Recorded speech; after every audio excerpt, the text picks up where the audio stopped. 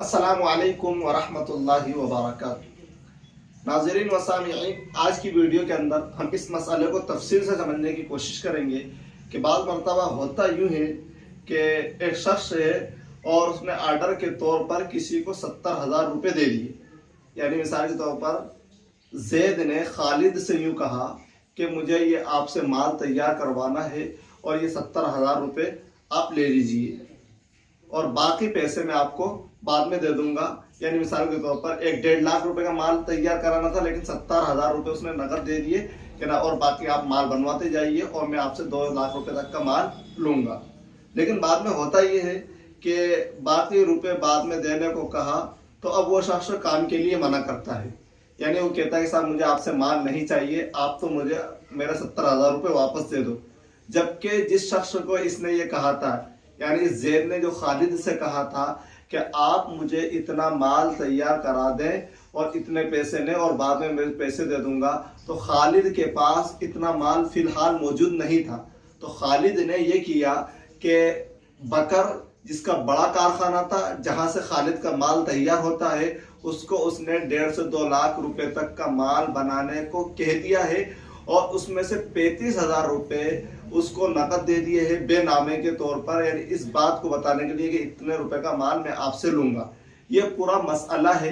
तो अब बाद में जबकि इधर जैद खालिद से मना कर रहा है कि मुझे माल नहीं चाहिए और खालिद ने उधर आगे अपने मामले को बढ़ा दिया है, तो खालिद बीच में फंस गया। इधर जैद मना कर रहा है जबकि इससे पैसे लेना बाकी है और उधर उसको पैसे देना है और बाकी माल के 35,000 रुपये दे दिए।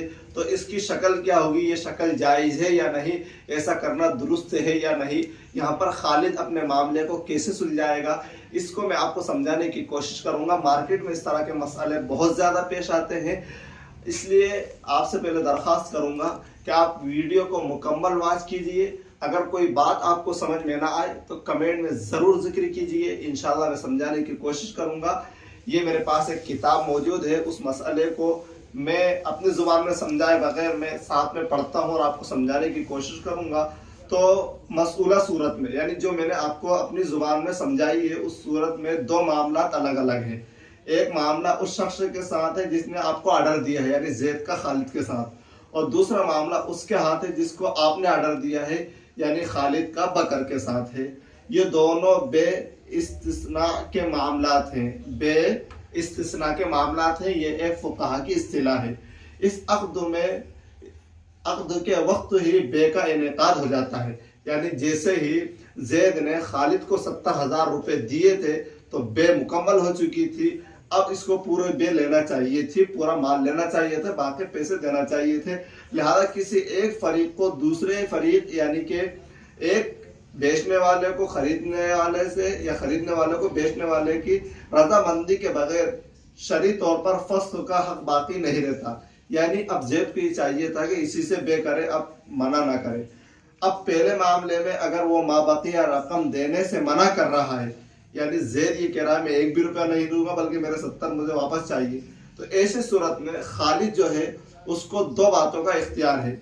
या तो खालिद जैद की बात मानकर उसके 70,000 रुपये उसको वापस कर दे और मामला फंस कर दे, ख़त्म कर दे, ठीक है।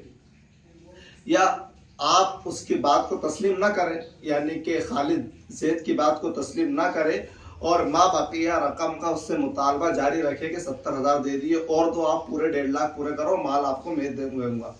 अगर आप राजी ना हो तो शरान उसको अक़्द बाकी रखने का पाबंद बनाइए। उसको अक़्द बाकी रखने का हक है और रखवाने का हक है, तो ख़त्म करने का हक नहीं। और आगे जो मामला हुआ है, जो 35,000 रुपये आपने दिए हैं, यानी खालिद ने जो बकर को दिए हैं, तो खा वो पहला अक़्द बाकी रहे या ना रहे, इसको कोई असर दूसरे अक़्द पर नहीं पड़ेगा। यानी यह आपका अलग मामला है। आप बकर से ये नहीं कह सकते कि साहब उधर मुझे धोखा मिल गया है लिहाजा मैं आपको पैसे नहीं दूंगा। आप दूसरे फरीक की रजामंदी के बगैर अपने दिए हुए 35,000 रुपये वापस नहीं ले सकते, इसलिए कि दोनों मामला अलग अलग हैं, एक दूसरे पर मौकूफ नहीं है कि ये मेरा जगह तो मैं आपको दूंगा। मार्केट में ऐसा चलता है कि साहब उसने मुझे धोखा दे दिया, मैं आपके पैसे कैसे दूं।